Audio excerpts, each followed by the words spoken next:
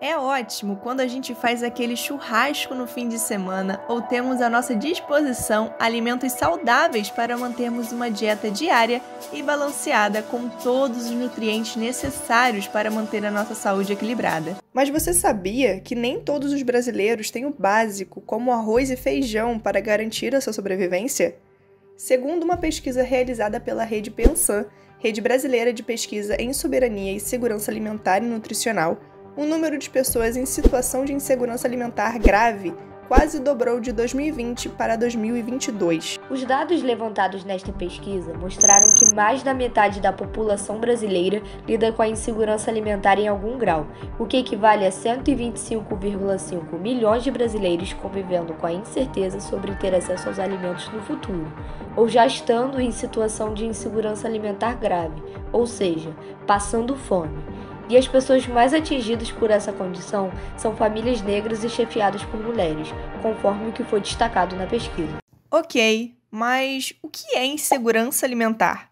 Conforme a definição da FAO, Organização das Nações Unidas para a Alimentação e Agricultura, a insegurança alimentar trata-se da falta de acessibilidade física, econômica e social que um indivíduo ou uma família possui de consumir alimentos nutritivos, seguros e em quantidade suficiente para satisfazer suas preferências alimentares e, sobretudo, suas necessidades nutricionais.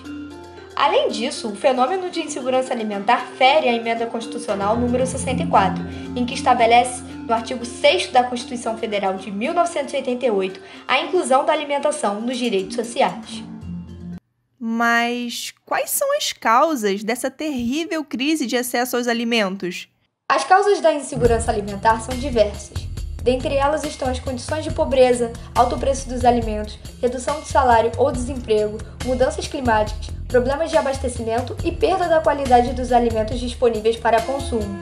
De acordo com a FAO, o aumento da fome está ligado a 3 fatores: mudanças climáticas, conflitos e a pandemia do coronavírus. O Brasil era afetado por essa crise muito antes da pandemia.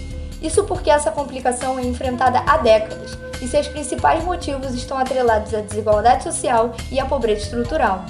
Em 2014, o Brasil finalmente deixou o mapa da fome da ONU. Na época, 98,3% dos brasileiros tinham acesso a alimentos e segurança alimentar. Segundo a FAO, o que contribuiu para que o Brasil saísse do mapa da fome foram as ofertas de alimentos, o aumento da renda dos mais pobres e a recriação do Conselho Nacional de Segurança Alimentar e Nutricional. Além destes, os programas sociais foram igualmente responsáveis por esse marco histórico. O Programa Nacional de Alimentação Escolar serviu refeições diárias a 43 milhões de crianças e jovens, enquanto o Programa Bolsa Família, cujo um dos seus objetivos era erradicar a pobreza e combater a fome, amparou 14 milhões de famílias. Acontece que, a partir de 2016, houve um desmonte das políticas de segurança alimentar. O Conselho Nacional de Segurança Alimentar e Nutricional foi extinto e as políticas de alimentação escolar foram reduzidas, assim como os recursos de outras políticas que visavam combater esse cenário.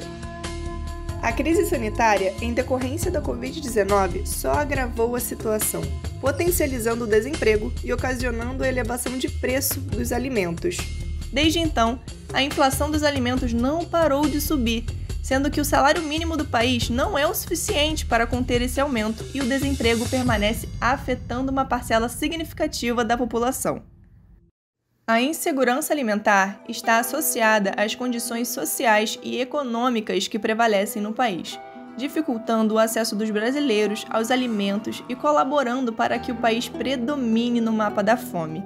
Ou seja, o problema é extremamente profundo e traz consequências terríveis para toda a sociedade, que vão desde questões econômicas até danos importantes na saúde e no meio ambiente. Como danos na saúde, podemos citar desnutrição ou sobrepeso, a depender de cada caso em específico, anemia, problemas de saúde associados a hipovitaminoses, desgaste físico pela ausência de certos nutrientes, piora da saúde mental e diminuição da qualidade de vida e bem-estar.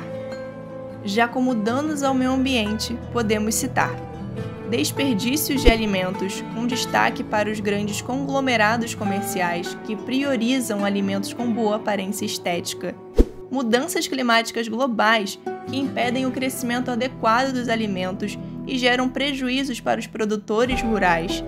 Degradação do solo, da água e da vegetação, elementos ambientais fundamentais para o desenvolvimento das atividades agrícolas.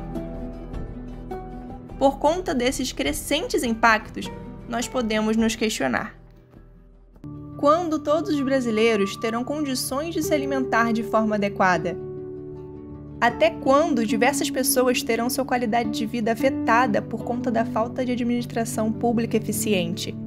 Conseguiremos seguir com os Objetivos de Desenvolvimento Sustentável, ODS, e acabar com a fome, alcançar a segurança alimentar e melhoria da nutrição e promover a agricultura sustentável até o ano de 2030? São muitas as questões que não possuem uma resposta definida. Nosso futuro é incerto, porém não devemos nos acostumar com esse presente e precisamos de mudanças nesse cenário caótico. As possíveis soluções perpassam pelas esferas públicas e privadas e contam também com ações que podem ser efetuadas em escala individual e coletiva. Além das medidas adotadas no passado, que resultaram que o Brasil deixasse o mapa da fome, devemos seguir os ODS, tais como o segundo objetivo, Fome Zero e Agricultura Sustentável, cujos seus principais propósitos são garantir o acesso de todas as pessoas, em particular os pobres e pessoas em situações vulneráveis, incluindo crianças, a alimentos seguros, nutritivos e suficientes durante todo o ano. Acabar com todas as formas de má nutrição, dobrar a renda dos pequenos produtores de alimentos e garantir sistemas sustentáveis de produção de alimentos, implementando práticas agrícolas resilientes que aumentem a produtividade e a produção, ajudando a manter os ecossistemas e fortalecendo a capacidade de adaptação às mudanças climáticas. E o 12º objetivo, denominado Consumo e Produção Responsáveis, que consiste em incentivar empresas, especialmente as grandes e transnacionais, a adotar práticas sustentáveis e a integrar informações de sustentabilidade em seu ciclo de relatórios, além de promoverem práticas de compras públicas sustentáveis de acordo com políticas e prioridades nacionais.